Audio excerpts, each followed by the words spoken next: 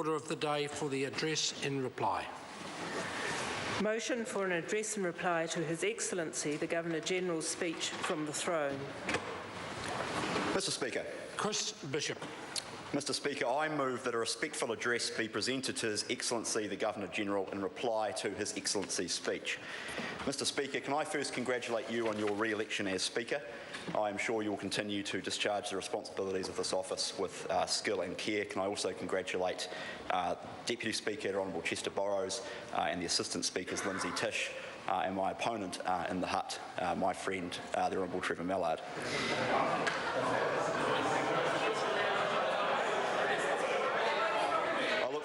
I look forward to him chairing the debate. Mr Speaker, it's an honour and privilege to have been elected a Member of Parliament. I am here because the National Party has placed its faith in me to be an effective list MP, and I'm here ultimately, of course, because over 1 million New Zealanders voted for National in the recent election. I thank the party and I thank New Zealand for honouring me with this important job. I also thank the people of Hutt South. Lower Hutt was where I was born and raised, and I'm happy to be living there again. I am proud to say that I am from the Hutt, an area with which I have a long family connection. On my mother's side of the family, I am descended from 7 Dixon siblings that arrived on ships at Petone Beach between 1838 and 1856. Edward Dixon was one of them, and every summer when I go to the Basin Reserve, I sit beneath his memorial clock in the old grandstand. My great-great-grandfather, Joe Dixon, walked the Hutt Road before it even existed, and as a lay preacher held services on Petone Beach, a stone's throw from where I now live. From the days of Oswald Mazengard QC's famous report into delinquent youths at milk bars in the 1950s, Lower Hutt has had a somewhat, I think it's fair to say, mixed reputation. Stereotypes are hard to break, but let me say this for the House. The Hutt is a wonderful place. We have fantastic high-tech businesses at the forefront of the new economy. We have excellent community facilities, wonderful natural environment right on our doorstep, and most of all, we have innovative and spirited people. I believe the Hutt Valley's best days are ahead of it, and I'm looking forward to serving the people of the Hutt from Wainuiomata to the Western Hills as a list MP based in the area. While I'm saying thanks, I'd like to put on the record my thanks to everyone who's helped me get to where I am today. My family, who have loved and supported me in ways too numerous to detail. My friends, my campaign committee in Hutt South, who ran such a high-energy campaign, the National Party leadership in particular, Malcolm Plummer, Glenda Hughes and Roger Bridge, and the young Nats, who make it so much easier to stand by the side of the road at 6:30 a.m. doing human hoardings in the cold because of their infectious enthusiasm. Most importantly, I want to thank my partner and campaign manager, Jenna, who has been the rock in my life for the past 6 years. As some members know, I've been lucky enough to work in roles behind the scenes for this government, and I've worked directly for 2 very different but exceptional ministers, the Honourable Jerry Brownlee and the Honourable Stephen Joyce. It's a privilege, although I have to say a little bit surreal, to be joining them in a caucus led by a man I also greatly admire, the Right Honourable John Key. Thank you, Jerry and Stephen, for your friendship, guidance and wisdom. If I achieve half as much in politics as you have, I'll be doing pretty well. I come to this House as someone who has always, for as long as I can recall, been interested in politics, history, public policy and the law. My parents, John Bishop and Rosemary Dixon, are to blame. From Dad, I got my love of politics. Dad was in the press gallery from 1982 to 1987. He was Chief Parliamentary Reporter for TVNZ during that momentous year of 1984. The political bug was transferred to me, or so the family joke goes, when he was told to talk to his new baby. And most people would choose the weather, what's on TV, something like that. His topic of choice was none other than this man called Sir Robert Muldoon, and I've had an enduring fascination with him and his politics ever since. Growing up, I would pepper Dad for stories about his time as a journalist, about the night of the 1984 snap election, the night of the Mount Erebus crash, about travelling with Geoffrey Palmer to try and save the ANZUS alliance. I drank it all in, and those stories and those lessons have shaped who I am today. From Mum, I got my love of the law, particularly public law. From both my parents, I gained an interest in ideas, in current affairs, in the world around me. Our household growing up was one where everyone was expected to have a view and not to be shy about expressing it. Indeed, both my parents were champion debaters, and Mum was instrumental in establishing the New Zealand Schools Debating Council, which I was president of for 4 years much later in life. Almost every year since 1988, the grand final of the Russell McVeigh National Championships have been held where we were this morning, the Legislative Council chamber. There are now 4 alumni of the championships who have become MPs, Jacinda Ardern, Megan Woods, Holly Walker and myself. I'm pleased that our side of the House is now represented on that list, and I'm sure that there'll be many more in the years to come.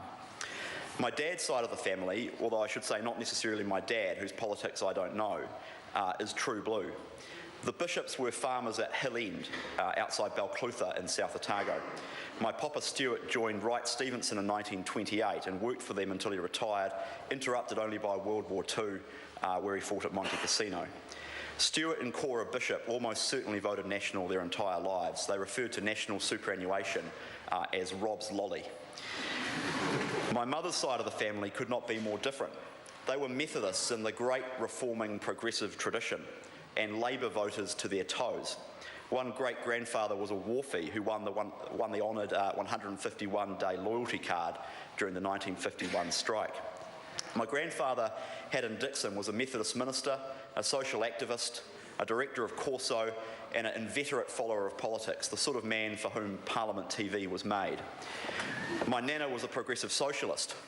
In 1981, as a 61-year-old, sickened by apartheid in South Africa, she joined the Stop the Tour movement, helped organise a sit-down protest on the Hutt motorway during the Wellington test, refused to move and was duly arrested. She happily did her 200 hours community service painting the Barnardo's Centre in Waterloo Road in the Hutt. So I think I get my social liberalism and my reforming zeal from my grandparents, although it's fair to say not my Labour Party politics. I come to this House, Mr Speaker, as a 31-year-old, a representative of Generation Y. Our generation doesn't remember needing a doctor's prescription to buy margarine, or needing permission from the Reserve Bank to subscribe to a foreign magazine, or any of the other absurdities of life in the fortress New Zealand economy. It seems scarcely believable to us that from 1982 to 1984, all wages and prices in New Zealand were frozen by prime ministerial fiat. For our generation, inflation has always been low, we've always been nuclear free, homosexuality has always been legal, and the treaty settlement process has always been underway. New Zealand is a completely different country to what it was when I was born, and I've always been profoundly fascinated by that transformation and what its effects have been. It intrigues me, for example, that while Bob Hawke and Paul Keating are regarded by the Labour movement in Australia as heroes and receive standing ovations at Labour conferences to this day, New Zealand's own Labour reformers are essentially pariahs from their party. I think a significant portion of the left in New Zealand has never made its peace with the economic reforms of the 80s and 90s, and the debate in some ways inside the Labour Party today is the most visible manifestation of that lack of reconciliation. The battles of the 80s continue to echo today and are still being fought. I think that's a shame. A maiden speech is traditionally the time to put on the record your principles, philosophy and beliefs. I will do so with the caveat that I am not so arrogant as to think that my current views are immutable. Some of my political heroes said things in their maiden speeches they almost certainly would not have agreed with later in their careers. Roger Douglas's maiden speech in 1969, for example, is extremely sceptical of the benefits of foreign investment in New Zealand. In 1970, Paul Keating told the Australian Parliament that the Commonwealth Government should set up a statutory authority to fix the prices of all goods and services in the Australian economy, and he bemoaned the number of young mothers who were entering the workforce. I think good politicians listen, reflect, read and think deeply about the world, and if necessary, change their minds. I hope to always be open to that in my time in this House. Mr Speaker, I am an unashamed economic and social liberal. The classical enunciation of liberalism within the National Party remains John Marshall's maiden speech as the member for Mount Victoria in 1947. I believe, as he did, that the conditions of the good society are liberty, property and security, and the greatest of these is liberty. I think individuals make better decisions about their own lives than governments do. A fundamental belief in the primacy of the individual over the collective should be the lodestar that guides all good governments. I think we should trust individuals more than we do and be more sceptical about the ability of government to solve social problems. I believe that the best way to deliver the prosperity New Zealanders deserve is through a globally competitive market-based economy that rewards enterprise and innovation. The reforms of the 80s and 90s were vitally important in transforming New Zealand from a sclerotic economic basket case to a modern, functioning, competitive economy, but there is more to be done. I support a tolerant, multicultural New Zealand that is confident, proud and open to the world. Our society is enriched greatly by migration. The periodic desire by some to scapegoat migrants I find deeply distasteful. I am proud of how far New Zealand has come in only one generation, from an inward-looking, insular economy and society to one that is increasingly internationally connected and confident on the world stage. Mr. Speaker, I believe we can responsibly develop our natural resources and improve our environment at the same time. We are blessed with abundant natural resources in New Zealand, both renewable and non-renewable, and we are not wealthy enough as a nation to not take advantage of them. What we know from history is that the wealthier a country is, the more able it is to take practical steps to improve the environment. Some of the most polluted places on earth were in the communist Soviet Union. Growing our economy through the responsible development of our resources gives us the ability to preserve things precious to New Zealand like our rivers, lakes and national parks. Mr. Speaker, I come to this House with a long history in debating at school and university. I have a profound belief in free speech, the power of ideas and the importance of persuasion by those in public office. Fundamental, sustainable change in public policy is only ever achieved when the argument is won. That's how marriage equality was achieved. It's how treaty settlements were started and how they've continued. It's how we tore down the walls of the fortress New Zealand economy, because leaders in this Parliament made the case for those things and won the argument. One of the proudest moments of my life was to debate in the Oxford Union, standing at the same dispatch box that Longy stood at, where he delivered his famous speech on the moral indefensibility of nuclear weapons. Longy was at his best when he was arguing. Mr. Speaker, I believe Bill English had it right in his maiden speech as the member for Wallace in 1991. What I bring to this job is a willingness to get into the argument rather than to avoid it. I owe it to my voters to present in Parliament what is best in them, a credible, constructive and committed argument. Power without persuasion has no lasting place in a democracy. As long as I'm an MP, I will always try and present credible and constructive arguments, and I'll always be willing to have one. Mr. Speaker, I am proud to be joining a government that is demonstrably making a difference to New Zealanders. I agree with the Prime Minister, we are on the cusp of something special as a nation. This national government has an historic opportunity to be the kind of long-term government that doesn't just administer the status quo, but one that can, through incremental, constant reform, deliver ever-growing living standards for New Zealanders. We have the economic opportunities right in front of us. Globalisation, a rapidly growing Asian middle class, and technology ending the tyranny of distance. We have the right leadership through John Key, Bill English and his cabinet team, and we have the right policy framework in place.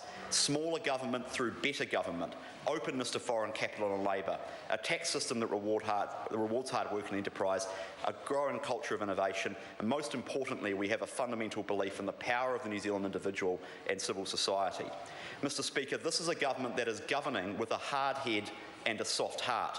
We are the first government in a long time which has a resolute focus on tackling some of the intractable social problems which have bedevilled New Zealand for too long, such as a persistent underclass, welfare dependency, Maori and Pacifica educational underachievement, and poor quality social housing. We're not doing this simply by throwing more money at problems. Care for those most vulnerable in our community is not or should not be measured by the amount of money spent, the number of bureaucratic agencies set up, or the number of people employed to deal with the problem. We should judge policy by results. Milton Friedman was right. One of the great mistakes is to judge policies and programs by their intentions rather than their results. This is a results-driven government. Across the fields of welfare, housing and education, we are driving through quite remarkable and transformative change that is delivering results for the most needy in our society. There is still more important work to do. One thing that I'm personally passionate about is our plan to reward excellent teachers and keep them in the classroom, doing what they do best, changing kids' lives. Everyone remembers their amazing teachers growing up. It is simply wrong that the classic career pathway for teachers at the moment involves leaving the classroom to move into administration. I am proud to be part of a government that is changing that. Mr. Speaker, when people look back on this passage in New Zealand's history, it's my fervent hope that they will recognise that it was the fifth national government that put in place the reforms to raise the quality of teaching in our schools, that challenged the soft bigotry of low expectations, that made progress on tackling child abuse and family violence, that made social housing actually work for people, and that invested in people to support their aspirations for independence from the state. This government's signal economic achievements are important, but I think and hope this government will be known for much more than that. In closing, Mr. Speaker, let me just say finally that I come to this House with the desire to serve, to represent the people of the Hutt Valley, to apply my mind to the challenges facing New Zealand now and in the future, and to work hard each and every day for and on behalf of New Zealanders. Much faith has been placed in me by many people. Mr. Speaker, I intend to work hard to repay that faith.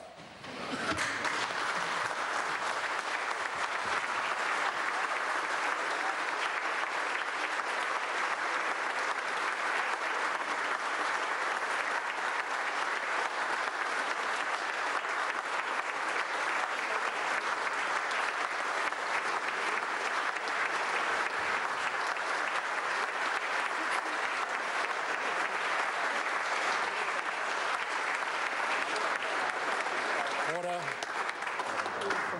Order.